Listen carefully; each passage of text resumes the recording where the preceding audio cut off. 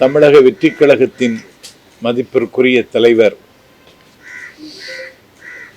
தம்பி விஜய் அவர்களை சந்தித்து பொன்னாடை அணிவித்து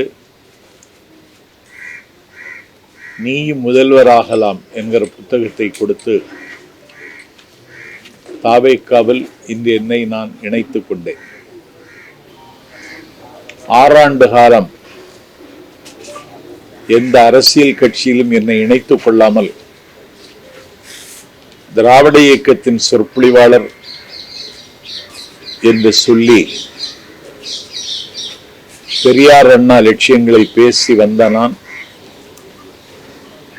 இன்றைக்கு தாவேக்காவில் இணைத்துக் கொண்டு